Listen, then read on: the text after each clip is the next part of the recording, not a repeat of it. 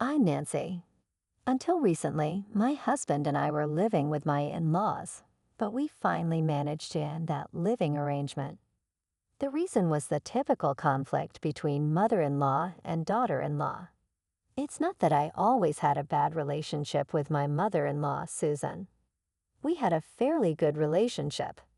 Since my husband, Kevin, is the eldest son, he had mentioned from the beginning of our marriage that we might end up living with my parents, asking what I thought about it. I reluctantly agreed, saying, well, it can't be helped, but ensure our privacy is respected. However, after we got married, my father-in-law, Peter, fell seriously ill and had to be hospitalized for a long time. With no prospect of returning to work, he had to quit his job. Susan had been a stay-at-home wife and had never worked before. Additionally, Kevin has a much younger brother, Steve, who is still a college student. He lives far away on his own and needs financial support. Peter and Susan's financial situation became quite difficult. When my husband discussed it with me, we could have just provided financial help to Susan. However, Susan strongly insisted, you two are planning to live with us in the future, aren't you? So why not start living together now? Our apartment lease was up for renewal, and my in-laws' house, which they had been renting for many years, was quite old. Given the circumstances, I reluctantly agreed, but I insisted on having separate toilets, bathrooms, and kitchens. We ended up living in a two-family house, with us on the second floor and Peter and Susan on the first. This was crucial for privacy and because of my work. Actually, I'm a freelance illustrator working from home. Not to brag, but I'm quite successful. In fact, I earn more than Kevin, who works at the city hall. But with this comes constant work. When I was single, I often worked through the night. I needed this setup to ensure enough sleep and family time and to maintain my work pace. However, it seems Susan wasn't too happy about this arrangement from the start. She used to complain to Kevin when I wasn't around, but since he didn't pay much attention, she confronted me directly. Why did you make it a two-family house? She asked. I thought it was her wish for us to live together. It made no sense to me. Turns out she had assumed traditional living arrangements, where only the bedrooms are separate. In her mind, there was no need for two households. I, as the wife, should be doing all the household chores. It's a waste of money, two entrances, two sets of utilities. It's just extravagant. She believed a normal large single-family house would have been more spacious and luxurious. But Peter and Kevin decided this. I said though it was my wish, they were the ones who made the final decision. Susan firmly believes her views are common sense and doesn't accept anything contrary to her beliefs. She never bothered to check the floor plan, assuming it would be just as she imagined. But the house was already built, and there was nothing we could do about it. Yet her anger didn't subside. She raged, "This is not living together." Nancy tricked me and demanded that I do all the household chores for both our house and hers. Excuse me, aren't you a stay-at-home wife? It was a genuine question, not sarcasm, but it only added fuel to the fire. Peter was in long-term hospital care, and she only visited him about once every 2 weeks. Why should I take care of everything, including her share, when she's not working?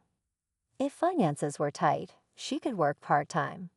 She furiously retorted, "Your job is just an amateur's playtime. How dare you live off my son's earnings?" It's hurtful to have your work belittled, even in an argument. Well, actually, I'd paid for this house with my savings, I said. She responded, "Who would believe such a lie?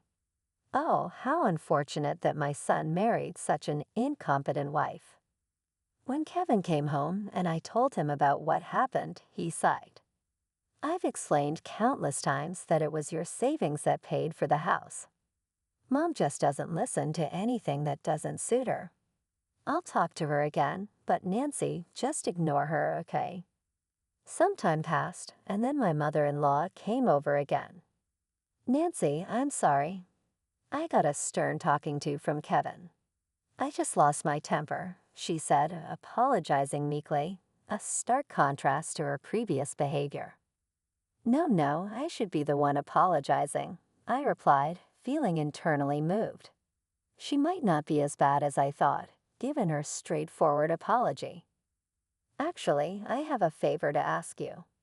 It's a job and there's proper payment for it," she continued. She said she got an illustration job for me through someone she knew as a way to make amends with me. Honestly, I was swamped with work, and taking on more was tough. But fearing it might create friction, I reluctantly accepted it. After several days and nights of hard work, I was handed a shockingly low payment of $20, with Susan cheerfully saying they were really pleased with it. I blamed myself for not asking how much I'd be paid, but given the official-looking order form she gave me, I expected a fair market rate. Naturally, I was quite disappointed and ended up venting to my husband when he returned from work. "Something's off. I have friends at that company. I'll ask around," he said, and immediately contacted them. "I'm sorry, Nancy, my mom pocketed the money." He revealed the company had actually paid $11,000. My husband was furious and confronted Susan, but she was unapologetic. "What? It's just a handling fee. Besides, you guys don't support my living expenses, and Nancy doesn't do any housework, so I deserve it." My husband and I were dumbfounded. Charging a family member a fee, then at least you should be the one getting $20. And what's this about housework? Mom, don't trouble Nancy anymore. I thought anyone caught in such wrongdoing would sever ties, but Susan was different, bold or maybe even brazen. When Peter was about to be discharged from the hospital, she demanded, as if it were natural, that I take care of him. Though I work from home, I'm still working. I could help occasionally, but daily care was impossible, so I refused. She exploded. "Why can't you help with the caregiving? A wife who talks back like Nancy is useless. Divorce her," she continued even when our baby was born, saying, "The baby doesn't look cute like Nancy. Is the child really my son's? Don't count on me for any help." "Mom, enough is enough," I said. I was furious, but my husband was absolutely livid. This led us to a state of Cold War. Even though we lived under the same roof, there was no interaction at all. She didn't take care of our child, let alone show any affection.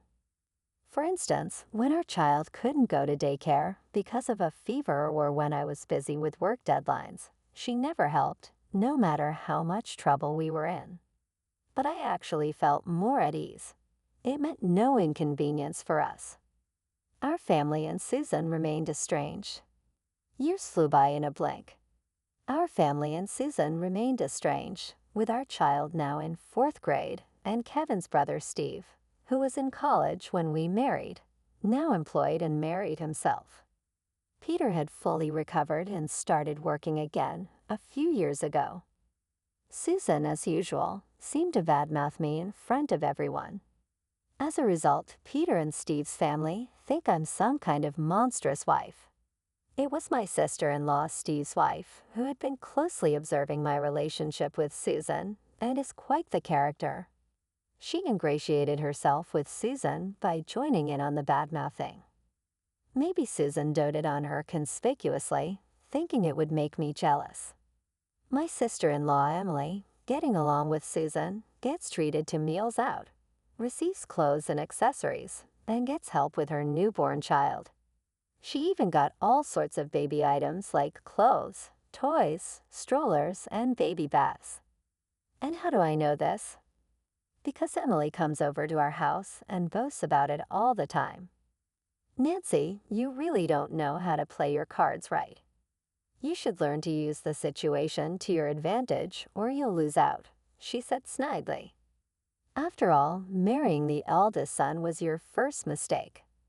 Wouldn't it be easier, like me, married to the younger son? Well, since you live together, there's no need for us to worry about caregiving, she'd added. Emily was way too overconfident. Kevin had been fed up with Susan and Emily for quite some time. I can't stand even seeing Mom anymore.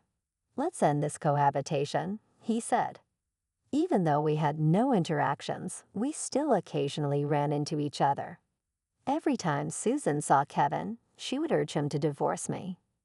Now that Peter had started working again, and Susan was financially comfortable enough to lavish gifts on Emily, the original reason for our living together was gone.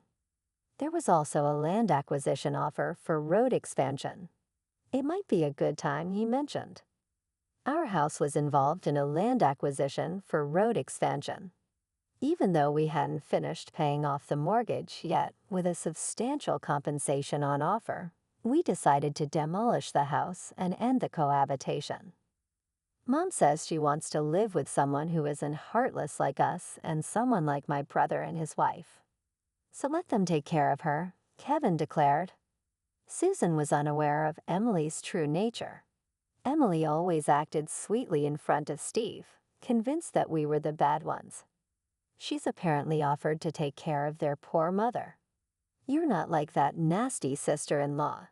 You get along well with Mom, so you'll manage, he told his wife. Caught off guard, Emily panicked. She just wanted to maintain her easiest position without revealing her true colors or being burdened with future caregiving. The next day, Emily confronted me almost in tears. Why does our family, being the younger sons, have to live with them? You should take care of them until the end, and now you're demolishing the house. Why can't you just hand over the duplex to us? She demanded. Why? Because you're too well-liked. You're smarter than me, aren't you? I explained. And about the house and land, they were bought with my savings, and they're involved in a land acquisition. Liar, Mom never said anything like that, she exclaimed, shocked. But of course, Susan wouldn't tell her anything that didn't suit her. Also, we've already paid a considerable amount for Peter's hospital bills. We've kept all receipts and recorded everything in proper ledgers, so Kevin and Peter have already agreed that our duty to support them in their old age is fulfilled. It's your turn now, I added. What? You can't be serious. After the incident with Susan pocketing money, Kevin and I had become very cautious. Susan constantly sent us bills for various expenses, while we kept food costs separate. All other expenses, like utilities and neighborhood association fees, were on us. Afterward, piecing together the story from Emily's tearful phone calls, they ended up in a living arrangement where, due to Susan's strong insistence and budget constraints, everything except the bedrooms was shared. Peter and Steve thought there wouldn't be any issues since Susan and Emily got along well after moving in together. Susan demanded they cover living expenses, arguing, "We're old and don't have much time left." Just like when they lived with us, she didn't contribute to utilities. She also refused to contribute to any living expenses, including food as they ate together. Moreover, Susan fell down the stairs in the new house, injuring her back and requiring care. Frustrated by her limited mobility, she began taking it out on Emily. Suddenly, the care and financial support she thought were none of her concern became her burden. With no help with the children and being the target of her outbursts, it was too much for her. Their relationship with Susan soared quickly. Steve and Emily argued fiercely, with him asking, "Why can't you get along with Mom?" Their marital relationship deteriorated.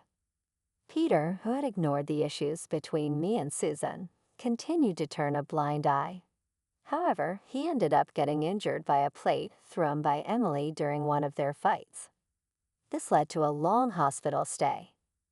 Meanwhile, Steve, struggling in his personal life, made a significant mistake at work and had to do overtime every day to resolve the issue. Their family was in the midst of collapse. Given the characters of Susan and Emily, it seemed likely there would be more trouble, but it was no longer my concern.